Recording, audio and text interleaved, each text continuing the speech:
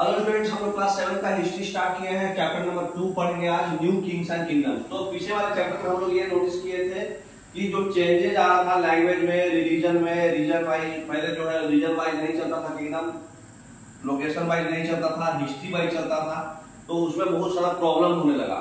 तो फिर प्रॉब्लम होने की वजह से लोग जो है चेंज हुए। अपना जो भी कास्टिज्म, कास्ट बहुत था पहले, जाति का जो शुरुआत हुआ उसी टाइम में हुआ 700 से 1700 में। अलग अलग टाइप के लोग अलग अलग वर्क करते थे। जो बहादुर थे, बड़े बड़े राजा के बेटा थे, उनको राजपूत बोला गया। और जो भी मतलब अलग अलग लोग के काम में अलग अलग कास्ट जाति का नाम दिया गया, उनका वर्किंग के आधार पे।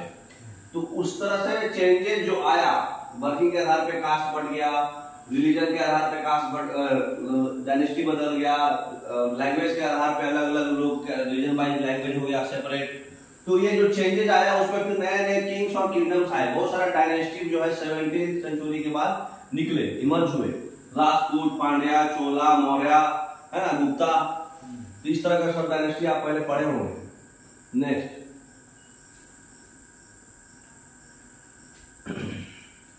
तो हम लोग इसको क्यों पढ़ रहे हैं, क्या मतलब उसमें डिफरेंस है ना। तो हम लोग इस चैप्टर में क्या क्या पढ़ेंगे, नए नए डायनेस्टी का इमर्जेंस कैसे हुआ, कैसे एडमिनिस्ट्रेशन होता था उस किंगडम में, जैसे प्रशस्ति और लैंड ग्रांट्स, है ना। लैंड ग्रांट्स मतलब उनका चौहद्दी, मतलब उनका कितना कितना एरिया था। वारफेयर फॉर हेल्थ, है ना। उसके बाद जो है त्रिपार्टाइट स्ट्रगल, महमूद गजनी के बारे में, महमूद घोरी के बारे में, फिर चोला के बारे में स्टडी करेंगे, उनका किंगडम, उनका टेम्पल्स, उनका एग्रीकल्चर और इरिगेशन क्या था, और एम्पायर का एडमिनिस्ट्रेशन क्या था। ठीक है, बहुत ही इंपॉर्टेंट चैप्टर है। 90% एग्जाम में इससे क्वेश्चन आता ही आता है। नेक्स्ट, तो न्यू डायनेस्टी जैसे जो भी किंग्स थे, लैंडलॉर्ड्स और वैलियर्स के जो चीफ्स थे वही रहते थे ज्यादातर। उनका जो है एक्नॉलेजमेंट क्या था कि वो मतलब जो भी सबऑर्डिनेट्स जो है किंग्स के, उनको बोला जाता था सामंताज। तो सामंत जो है उनको किंग्स को मतलब गिफ्ट्स देते थे, ठीक है, या फिर उसको और क्या करते थे, आइडिया देते थे, है ना। ये जो है मिलिट्री सपोर्ट भी देते थे किंग्स को, है ना। तो जैसे सिचुएशन जो है सामंताज के बाद जो है चेंज होने लगा, क्योंकि ये लोग जो है इनको पहले गिफ्ट इनसे नीचे होते थे, बाद में पावर और वेल्थ गेन करके इन्हीं को लपेटने लगे। होता है ना, जैसे आप कोई आदमी नौकर रखा, कमाते कमाते मालिक को ही लपेट लेता, वही वाला हाल था। ये जो है अपने आप को महासामंता, मंडल सेवरा ऐसा बोलते थे, ठीक है। कभी कभी जो है वो लोग अपने ओवरलोड से इंडिपेंडेंस चाहते थे, ठीक है। जैसे राजपूत का चीफ दांती दुर्गा क्या किया था, अलग हो गया था किंगडम से, अलग किंगडम बना लिया था।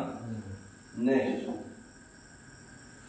तो नया डायनेस्टी का जो इमर्जेंस हुआ, पहले राजपूत जो है कर्नाटक का चालुक्य हुआ करता था, ठीक है। मिड 18th सेंचुरी में, मतलब मिड 8th सेंचुरी में दांती दुर्गा जो है वो चालुक्यन किंग को हरा करके अपना रिचुअल्स परफॉर्म किया। हिरण्यगर्भ, गोल्डन वोम, मतलब हिरण्यगर्भ, गर्भ बोले तो सोने का वोम बोले तो वोम को ही बताया गया है। वोम मतलब जो लेडी का गर्भ होता है ना, जिससे बच्चा निकलता, तो यूट्रस बोलो आप, है ना, यूट्रस।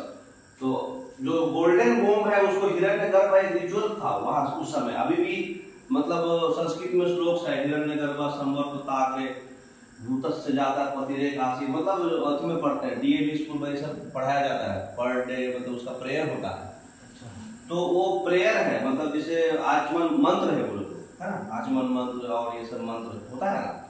कोई भी पूजा हो लो, सत्यनारायण भगवान का चाहे कोई भी पूजा हो लो, ये वर्ड वो जरूर बोलेगा। जो भी हम आपको बताए ना, हिरण्यगर्भ संवर्तताग्रे भूतस्य जाता पतिरेक आसी सदाधार पृथ्वी ज्ञान देवा तस्मै देवाय हविषा विदेवा। मतलब एक दांती दुर्गा जो है ये पहले ये रिचुअल्स ओवरबोर्ड किए थे, मतलब उनको हटा के राजपूत को। तो एक रिचुअल परफॉर्म किया गया था नन क्षत्रिय के द्वारा, जो कि क्षत्रिय बन गया, है ना। तो ये क्या इंपॉर्टेंट था क्षत्रिय के लिए कि ये रूलर को बनने के लिए ऐसा किया जाए। मतलब जो नन क्षत्रिय अगर क्षत्रिय बनना चाहता है, रूलर्स बनना चाहता है, तो इसको ये रिचुअल्स फॉलो करना जरूरी था। ये वाला एरिया के बारे में हम लोग पढ़ रहे हैं, राजपूत, है ना, तो जरूरी था, है ना। क्षत्रिय है तो जरूरी नहीं है, लेकिन नन क्षत्रिय अगर राजा बन रहा है तो उसके लिए जरूरी था ये। तो जो भी इंटरप्राइजिंग फैमिली से लोग जो थे उनको वैश्य बोलते थे, वो भी रूलर्स बन गए थे और किंगडम अपना एस्टैब्लिश किए थे। इंटरप्राइजिंग बोले तो जो बिजनेस वगैरह करते हैं, जैसे कि कदम्ब मयूर शर्मन और गुर्जर प्रतिहार हरिचंद्रा, ये लोग ब्राह्मण थे लेकिन अपना ट्रेडिशनल प्रोफेशनल छोड़ के आर्म्स लिए और फिर किंगडम एस्टैब्लिश किए कर्नाटक में और राजस्थान में। तो गुर्जर प्रतिहार का भी एक किंगडम है और कदम्ब मयूर शर्मन का भी किंगडम है। ये देखिए गुर्जर प्रतिहार इतना एरिया था, ठीक है। नेक्स्ट, कहानी ऊंची दुकान फीके पकवान की, मतलब कि सोचे कि हम करोड़पति बन जाएंगे और हुआ कुछ भी नहीं। मतलब दुकान ऊंची है, बहुत बड़ी है, लेकिन पकवान फीकी है ना। तो बहुत सारे किंगडम जो है बड़े बड़े टाइटल्स लिए, महाराजा धिराज, त्रिभुवन चक्रवर्ती, है ना। महाराजा धिराज बोले तो जो लॉर्ड किंग्स का भी ओवरलॉर्ड ग्रेट किंग जो होता है महाराजा धिराज, मतलब राजा का भी महाराजा, है ना।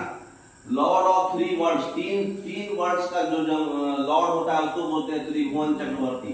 तो ये सब होने के बाद भी वो जो है पावर जो है सामंत पीजन के साथ शेयर किए, ट्रेडर्स और ब्राह्मण के साथ सामंत किए, क्योंकि एडमिनिस्ट्रेशन को इफेक्टिव बनाना था। जब तक वे सबके साथ पावर बांटेंगे नहीं, अब जैसे एक ही आदमी सारा पावर ले लिया तो अकेले कहाँ जाएगा एडमिनिस्ट्रेशन को कंट्रोल करने के लिए। तो बाद में पावर शेयरिंग हुआ, तो फिर पीजेंट्स, ट्रेडर्स, ब्राह्मण के साथ इफेक्टिव एडमिनिस्ट्रेशन के लिए वो लोग पावर शेयरिंग किए।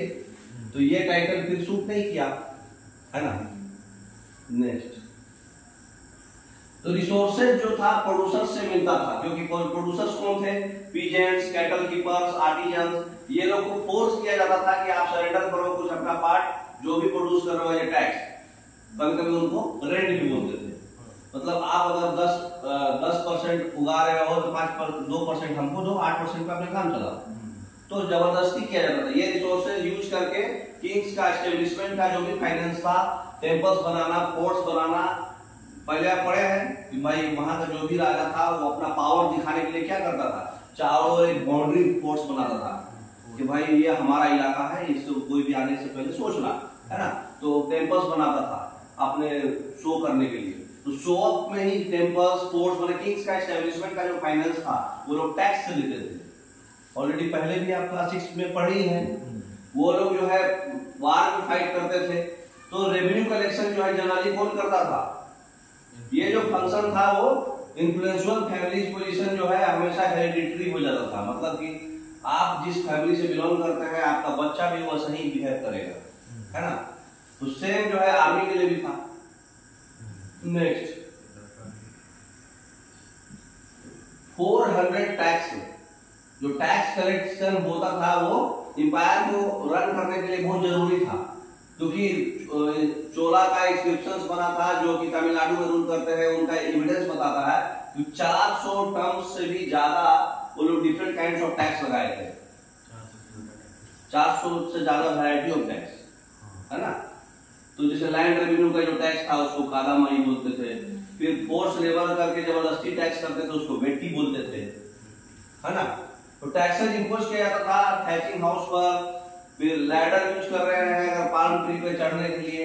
नेक्स्ट, मतलब फैमिली प्रॉपर्टी पर सक्सेशन, मतलब एसेट्स पे और सक्सेशन ऑफ फैमिली प्रॉपर्टी। मतलब आपका फैमिली का प्रॉपर्टी है तो उस पर भी एक सेस अभी भी लगता है। सेस एजुकेशन अलाउंस, एजुकेशन पे सरचार्ज लगता है। तो अभी जो गवर्नमेंट टैक्स लेती है जिसका प्रॉपर्टी ज्यादा है, 10 लाख से ज्यादा है, उस पर सेस भी लगता है। तो जिसको फैमिली प्रॉपर्टी है उस पर अलग से सेस लगता था। वो सब भी अभी पीछे से आते गया। नेक्स्ट, जो भी गवर्नमेंट एम्प्लॉय है उसको अभी है ना टैक्स सिस्टम कि 5 लाख से 10 लाख के बीच इनकम है तो उसको 10% लगेगा, 10 लाख से ऊपर है तो 30% लगेगा। उसके अलावा सेस भी लगेगा, वही सेस था, है ना। फिर प्रशस्तिस क्या होता है, ऑलरेडी आपको बताया है। ये मेटल प्लेट्स है जिसमें की डिटेल्स लिखा जाता है रूलर्स का, उनके प्रशस्तिस लिखे जाते हैं ब्राह्मण्स के द्वारा संस्कृत और रीजनल लैंग्वेज में, है ना। तो जो भी डिटेल्स प्रशस्तिस में रहता है जरूरी नहीं है कि वो सही हो, बढ़ा चढ़ा के भी रहता है। है ना। बट वो बताते हैं कि कैसे रूलर्स चाहते थे अपने आप को मतलब डिपिक्ट करने के लिए। जैसे आदमी का इच्छा रहता ना कि भाई हम मतलब ऐसा बने वैसा बने, तो वो जो चाहते थे वो वही परसेप्शन में भी रहता था। मतलब वो वैलिएंट विक्टोरियस वॉरियर्स, मतलब बहुत बहादुर और बहुत सब कुछ जीतने वाला वॉरियर्स, है ना।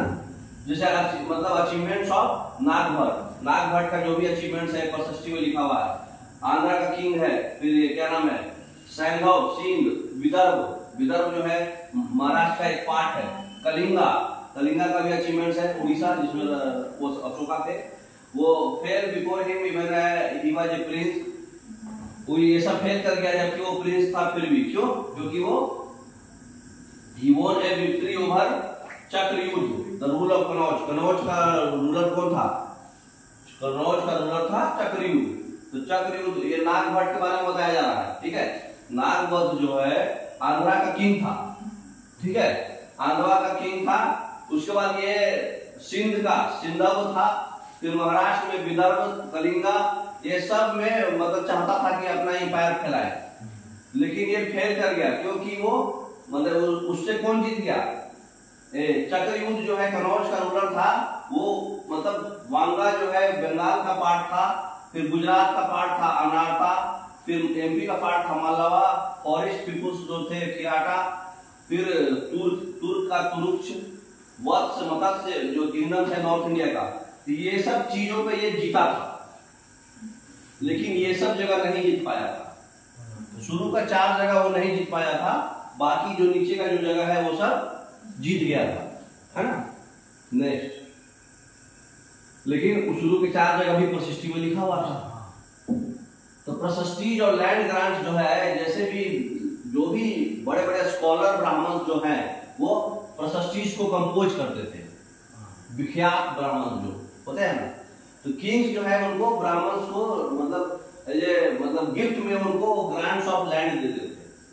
बढ़िया अगर पसंद आ गया उनका प्रशस्ति तो उनको गिफ्ट में जाओ तुम्हारा इतना जमीन हो गया, है ना। तो ये सब जो ग्रांट्स है कॉपर के प्लेट्स पे रिकॉर्ड किया जाता था, जो भी लैंड को रिसीव करता था, ठीक है। तो ये जो है लैंड के साथ साथ उनको क्या किया जाता था, वो रिसोर्सेज जो था डेट लैंड, उससे राइट हो गया कि उस एरिया का जितना भी टैक्स है आप कलेक्ट करोगे, जो भी कंस्ट्रक्शन है वेल्स का, कैनाल्स का, हाउसेज का आप परमिशन दोगे। जैसे होता नहीं है रेलवे का इतना बाउंड्री है, अब रेलवे बाउंड्री में कोई कुछ छेड़खानी करता है तो भाई इतना पैसा दे तो कुछ करेंगे, अगर कोई खराब आदमी है तो, नहीं तो नहीं करने देगा, है ना। उसी तरह से इनको भी एक लैंड मिल गया, तो लैंड में जो भी चीज है वो करेंगे, मतलब उसके लिए वो पावरफुल हो गया, उसके टैक्स कलेक्ट करेगा, जो भी कंस्ट्रक्शन कराना है वो कराएगा। तो जो भी किंग्स का जो हिस्ट्री है जो कश्मीर में रूल करते थे, वो एक ऑथर किया था कल्हन एक पोएट है, वो अपने एक बुक लिखा था। वो बुक में जो भी मतलब कश्मीर में जो भी किंग्स जो रूल किए हैं उसमें एक कंपोज किया था, एक ही जगह सब जगह कंपाइल करके उसमें लिखा था, है ना। वारफेयर फॉर वेल्थ, तो डायनेस्टी जो है उसका एक स्पेसिफिक रीजन होता है रूल करने का, ठीक है।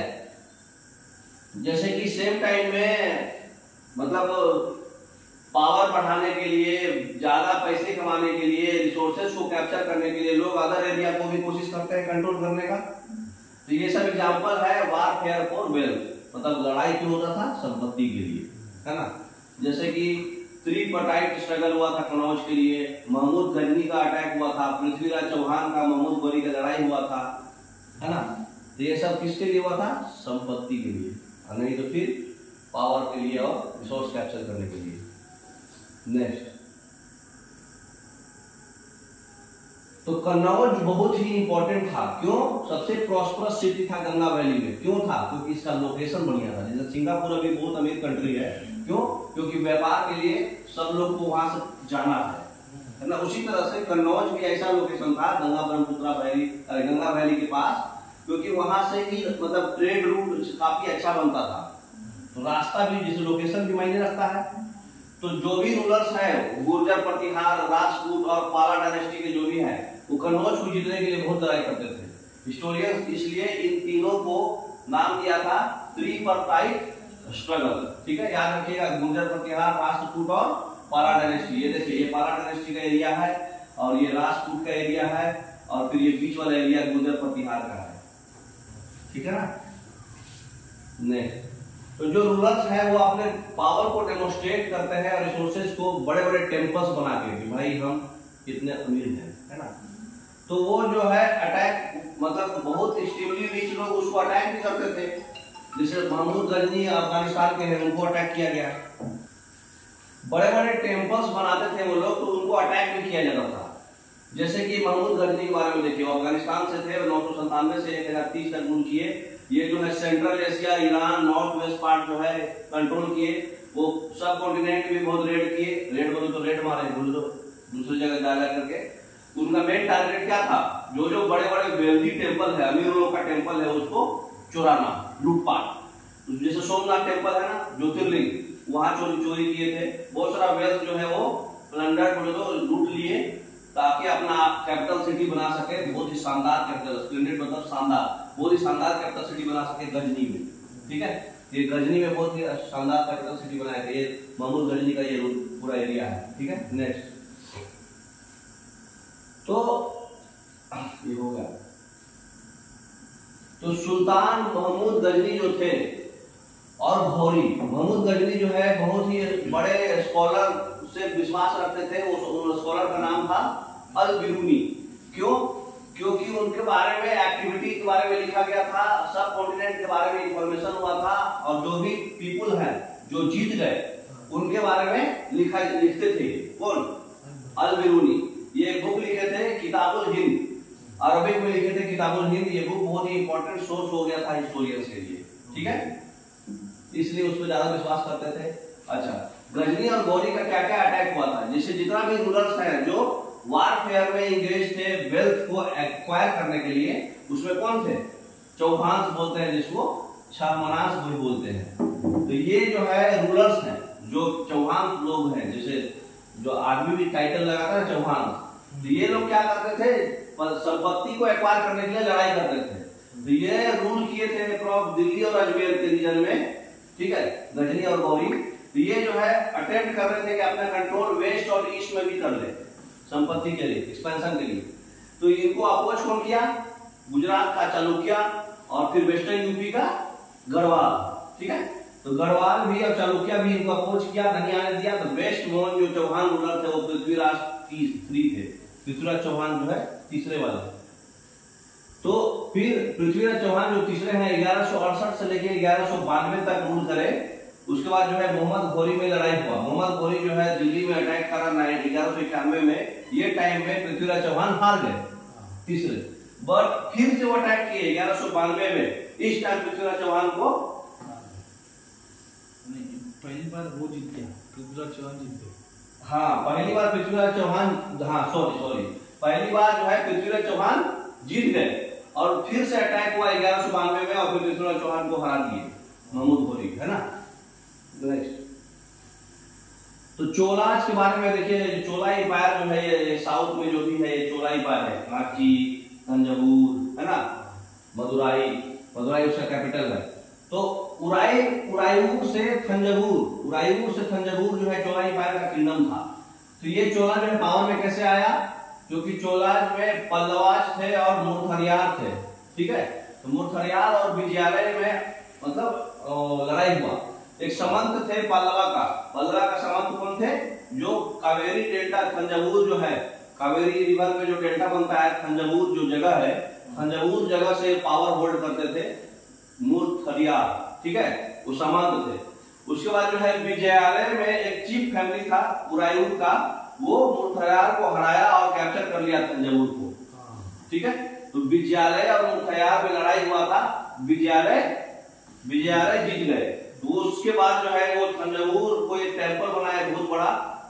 कौन सा टेम्पल है वहां पे? भगवान मतलब देवी माँ है निशुंभा सुदिनी देवी माँ का एक टेम्पल बनाए थे थंजावुर में जीतने के बाद। कौन? विजयालय। नेक्स्ट, तो चोला जो है, जो विजयालय का जो सक्सेसर था, वो मतलब नाइबरिंग रीजन को, किंगडम को भी एक्वायर कर लिया था, कंक्वेयर कर लिया था, जीत गया था। तो पांड्या और पल्लवा टेरिटरी जो है चोला किंगडम में ही बना दिया गया। ठीक है, तो ये देखिए ये पहले चोला छोटा था, देखिए पूरा बड़ा हो गया, यहाँ तक पूरा चोला मतलब पांड्या और पल्लवा भी चोला किंगडम में ही आ गया। ठीक है, बाद में एक्सपेंशन जो है राजा वन में हुआ, उनको मोस्ट पावरफुल चोला रूलर बोला गया। राजा वन जो है सबसे पावरफुल चोला रूलर है, जो कि बहुत कुछ जीते हैं और बहुत कुछ बनवाए हैं। नेक्स्ट देखिए राजा वन के बारे में, ये राजा थे 985 में किंग बने थे, अपना कंट्रोल जो है बहुत सारे एरिया में कर दिए थे और उनको एम्पायर का एडमिनिस्ट्रेशन को बनाया, रीऑर्गेनाइज करे थे। तो राजेंद्र वन जो है ये राजा वन के बेटा थे, यो कंटिन्यू किए एक्सपेंशन को और फिर गंगा वैली में लूटपाट किए, श्रीलंका और साउथ ईस्ट एशिया में भी रेड किए और उनको जो है जो भी नेवी जो आज तक एक्सपेडिशंस करती है, मतलब नेवी जो फैला हुआ है वो डेवलप कौन किए हैं? राजेंद्र वन।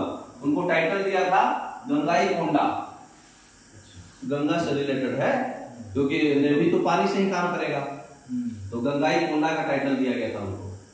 ठीक है, तो चोला का देखिए जो क्लोजर लुक है आपका, ट्रेड रूट्स बताया हुआ है, चोला का टेरिटरी बताया हुआ है, चोला का इन्फ्लुएंस बताया हुआ है। तो टेरिटरी देखिए जो ये कलर से है वो टेरिटरी है, सब है ना। कलिंगा भी थोड़ा ये लोग मतलब एक्वायर किए थे। टेरिटरी जो है ये देखिए ब्लू वाला टेरिटरी है और ये सब ट्रेड रूट्स है, पतला पतला जो गया है ये चोला का टेरिटरी है, ट्रेड रूट्स है, दिख रहा है आपको, है ना। नेक्स्ट, तो सबसे ज्यादा शानदार टेम्पल्स और ब्रोंज का स्कल्पचर बना था थंजावुर में। बिग टेम्पल्स था थंजावुर का और गंगाईकोंडा कोलमपुरम का, जो राजा बनाए थे और राजेंद्र वन मिल के बनाए थे। ये आर्किटेक्चरल और स्कल्पचरल का मार्वेलस टेम्पल था, है ना। ये आप शायद देखे भी होंगे, गए होंगे तो ये जो है गंगाईकोंडा कोलापुरम और ये चोलापुरम और थंजावुर का जो टेम्पल है, ये टेम्पल है, ये राजा वन बनाए है। काफी बड़ा है और काफी आर्ट्स है इसमें, आर्किटेक्चर भी बहुत स्ट्रॉन्ग है इसका। नेक्स्ट, तो स्प्लेंडिड टेम्पल जो बना, चोला टेम्पल जो है सेटलमेंट्स का न्यूक्लियस बन गया था, मतलब न्यूक्लियाई बोले तो प्लूरल है उसका। तो चोला टेम्पल जो है बहुत सारे लोग सेटलमेंट्स हो रहे थे क्योंकि ये जो सेंटर था क्राफ्ट प्रोडक्शन, टेम्पल्स के चारों ओर जो है क्राफ्ट प्रोडक्शन होता था। ठीक है ना, जो भी टेम्पल्स था उनको रूलर्स के द्वारा और जो अलग लोगों के द्वारा उनको लैंड दिया जाता था। ठीक है ना, एग्रीकल्चर जो प्रोड्यूस होता था वो यूज किया जाता था। सारे स्पेशलिस्ट जो मेंटेन कर रहे हैं टेम्पल के चारों ओर रहते हैं उनको देने में। फिर प्राइस, फिर जो गारमेंट मेकर हैं, जो माला बनाते हैं, जो खाना पकाते हैं, जो स्वीपर हैं, जो म्यूजिशियन है, जो डांसर है, उनको एग्रीकल्चर का प्रोड्यूस दिया जाता था, वो लोग यूज करते थे। ठीक है, तो हम लोग कह सकते हैं कि टेम्पल जो है सिर्फ और सिर्फ वर्शिप का प्लेस नहीं था, वो इकोनॉमिक, सोशल और कल्चरल लाइफ का हब भी था, है ना वो टेम्पल। फिर जो है टेम्पल जो है उससे बहुत सारे क्राफ्ट एसोसिएटेड था, जैसे ब्रोंज का इमेज बनाया गया है, सबसे ज्यादा डिस्टिंक्ट इमेज जो है ये देखिए ब्रोंज का इमेज बनाया गया है। इसमें देवी देवताओं का इमेज बहुत सारा इमेज था, लेकिन जो डिवोटीज का जो बनाया हुआ जो इमेज है वो इमेज है देवी का, उनका जिससे वो उनका डिवोटीज है ना, वो अपने देवी का ब्रोंज से इमेज बनाया है। ठीक है ना, तो एग्रीकल्चर और इरिगेशन, चोला जो है फोकस करते थे एग्रीकल्चर के डेवलपमेंट पे, इसलिए चोला एम्पायर का जो एरिया है, जितना भी कावेरी रिवर और फर्टाइल सॉइल था वो रीजन ही ज्यादा डेवलप हुआ था। तो चोला पीरियड के टाइम में बहुत सारा कल्टीवेशन स्टार्ट हुआ था, फॉरेस्ट क्लियर कर दिया गया था, लैंड को लेवल कर दिया गया था, इम्बैंकमेंट बनाया गया था ताकि फ्लडिंग ना हो, कैनाल्स कंस्ट्रक्ट किया गया था ताकि पानी को फील्ड पानी दे सके फील्ड को, है ना। उसके बाद बहुत सारे एरिया में 2 क्रॉप्स एक साल में ग्रो किया जाता था। तो एग्रीकल्चर पे काफी फोकस करते थे, इरिगेशन प्रोवाइड करते थे, वाटर देते थे क्रॉप्स को, आर्टिफिशियल अरेंजमेंट्स बनाते थे, बहुत सारा मेथड यूज करते थे इरिगेशन के लिए, जैसे कि कुआं खुदवाया जाता था, टैंक कंस्ट्रक्ट किया जाता था पानी को, रेन वाटर को कलेक्ट करने के लिए, कैनाल यूज किया जाता था पानी को सप्लाई करने के लिए। तो ये सब वर्क में प्लानिंग लगेगा, ऑर्गेनाइजेशन बढ़िया होना चाहिए, मेंटेनेंस करना चाहिए, बहुत सारा इशू आएगा। आज भी इरिगेशन डिपार्टमेंट है, कैनाल बना करके सब जगह इरिगेशन देता है, तो लोग वहां के लोग इशू करते हैं कि नहीं बनाने देंगे, मेरा एरिया है, दिस दैट। तो वो सब एरिया भी इशू जो आएगा उसको मेंटेन करना है, ऑर्गेनाइज अच्छे से करना है, प्लानिंग करना है। तो जो भी रूलर्स और लोग वहां रहते थे विलेज में, वो इंटरेस्ट लेके ये सब एक्टिविटी कराते थे। है ना। तो जो एडमिनिस्ट्रेशन था एम्पायर का, अगेन क्वेश्चन हुआ किंगडम और एडमिनिस्ट्रेशन का, तो कैसे एडमिनिस्ट्रेशन ऑर्गेनाइज हुआ। जैसे पीजेंट्स है उनका सेटलमेंट, ये क्या है, उर क्या है, बराबर नाडू, समझ में आया क्या है। पीजेंट को सेटलमेंट ऑफ पीजेंट को बोलते थे उर, हाँ, और बहुत सारे उर मिला के नाडू बन गया, नाडू बन गया, बोले तो ग्रुप ऑफ विलेज। हाँ, जो पीजेंट्स को उर बोला जाता था, बहुत सारे पीजेंट्स, कम से कम 4-5 पीजेंट्स हो गए, तो उनके ग्रुप को नाडू बोला जाता था, जो ग्रुप ऑफ विलेज था। तो विलेज काउंसिल और नाडू ये लोग मिलके एडमिनिस्ट्रेशन का फंक्शन करते थे, जस्टिस देते थे और टैक्स कलेक्ट करते थे, ठीक है ना। नेक्स्ट से वर्ड आया तमिलनाडु। हाँ, तो जो एडमिनिस्ट्रेशन ऑफ द एम्पायर, जो बेलाला कास्ट के पीजेंट्स थे, उनका मेजर कंट्रोल था नाडू के ऊपर, है ना। तो बेलाला कास्ट के पीजेंट्स को नाडू के ऊपर मेजर कंट्रोल था। तो कुछ जो रिच लैंड ओनर्स थे उनको टाइटल दिया गया था चोला किंग से, मूवेंदावेलेन, है ना, मूवेंदावेलेन, है ना। एक पीजेंट्स था जो 3 किंग्स को सर्व करता था, ठीक है। और उनका जो चीफ था उनको बुलाया जाता था अरैया, ठीक है ना। तो ये मतलब पीजेंट्स ही हैं, लेकिन अच्छा क्वालिटी वाला पीजेंट है ना। तो ये जो टाइटल से वो लोग जो है पहचान मिलता था उनको बहुत सारे इंपॉर्टेंट ऑफिस में, है ना। ब्राह्मण जो है उनको लैंड ग्रांट्स देते थे ब्राह्मणदेह के फॉर्म में। लार्ज नंबर ऑफ ब्राह्मण जो है कावेरी वैली के आसपास ही सेटल कर गए। तो टेक्निकल वर्ड जो है ये आपको याद रखना है, एग्जाम में आता है ना। चीफ को अरैया बोला जाता है, जो पीजेंट 3 किंग्स को सर्व करता है उसको मूवेंदावेलेन बोला जाता है, जो ब्राह्मण रिसीव करता है लैंड राजा के फॉर्म, राजा से, उसको ब्राह्मणदेह बोला जाता है। नेक्स्ट, तो सभा होता था, मतलब जो भी प्रोमिनेंट ब्राह्मण लैंड होल्डर जो भी आते थे उनका असेंबली होता था, उसको सभा बोलते थे। वो लोग ब्राह्मणदेव का लुक आफ्टर करते थे, मतलब किसका कितना खेती बाड़ी है लैंड। तो जो वर्किंग होता था सभा का, वो रिकॉर्ड किया जाता था इंस्क्रिप्शन में, है ना। अनदर इंपॉर्टेंट ग्रुप था नागाराम। नागाराम क्या था, ट्रेडर्स का एसोसिएशन था। ये लोग जो है एडमिनिस्ट्रेशन कभी कभी टाउन में ओकेजनली परफॉर्म करता था। आज भी बहुत सारा यूनियन बना हुआ है, एसोसिएशन बना हुआ है। उसी तरह से उस टाइम में भी ब्राह्मण लोग का एसोसिएशन को सभा बोलते थे, ट्रेडर्स लोग का एसोसिएशन को नागाराम बोलते थे, है ना। नेक्स्ट, तो इंस्क्रिप्शंस और टेक्स्ट, इंस्क्रिप्शंस बताता है सभा के बारे में। सभा का सेपरेट कमेटी था ताकि बहुत सारे वर्क्स को देखभाल कर सके, irrigation works, garden works, temples works, ये सब का अलग अलग कमेटी था। जो उनके मेंबर्स कौन थे, मेंबर्स कैसे बने, जैसे इंस्क्रिप्शंस था एक उत्तर मेरूर, है ना। ये तमिलनाडु में एक डिस्ट्रिक्ट है चिंगलकूट। तो चिंगलकूट में एक गांव का नाम है उत्तर मेरूर, वहां का इंस्क्रिप्शंस का फोटो है। ये मतलब सभा का है, बोलो तो ब्राह्मण लोग जहाँ कलेक्ट होकर के अपना लैंड का रिलेटेड इशूज और जो भी प्लानिंग है वो डिस्कशन होता था, है ना। उसका कमेटी बनाया जाता था, अलग अलग काम का। तो वो कमेटी का मतलब कैसे मेंबर्स बने, कौन थे मेंबर्स, है ना। नेक्स्ट, तो who could be A member of सभा। सभा के मेंबर कौन हो सकता था, जो भी आदमी चाहता है मेंबर सभा होने के लिए, उसको कम से कम लैंड रेवेन्यू जहां से कलेक्ट हो सके उसके ऑनर रहना चाहिए, वो उनका अपना घर रहना चाहिए, उनको कम से कम 35 से 70 साल के एज ग्रुप होना चाहिए, उनके पास वेल का नॉलेज होना चाहिए, वेल वर्क होना चाहिए एडमिनिस्ट्रेशन मैटर में और ऑनेस्टी में, है ना। अगर कोई भी मेंबर जो है कोई भी कमेटी का है, लास्ट 3 ईयर से मेंबर है, और वो जो है अनदर कमेटी का मेंबर नहीं बन सकता है। जो भी इंसान जो है अपना अकाउंट सबमिट कर दिया और उसका रिलेटिव्स जो है वो इलेक्शन नहीं लड़ सकता है। उस जो आदमी बन गया उसका रिलेटिव्स फिर उसमें नहीं आएगा। फिर इलेक्शन प्रोसेस क्या था, जो एलिजिबल मेंबर है वो जो है स्मॉल टिकट्स, मतलब लिखा जाता था पान के लीफ पे एक टिकट उनका नाम रखा था। ये टिकट जो है अर्धनवेयर पॉट में रखा दिया जाता था, घड़े में, है ना। फिर यंग बॉय आया जाता था, उसको बोलता था कि भाई प्रत्येक कमेटी से उसमें से निकालो, जिसका नाम निकल गया वो बन गया, ठीक है ना। तो लैंड भी अलग अलग तरीके का होता था, several types of land. Chola inscription जो है पूरे रिकॉर्ड किए हुए हैं। नन ब्राह्मण पीजेंट का जो लैंड है उसको वेलांग बागाई बोलते थे। जो ब्राह्मण को लैंड गिफ्ट में दिया जाता था उसको ब्राह्मणदेह बोलते थे।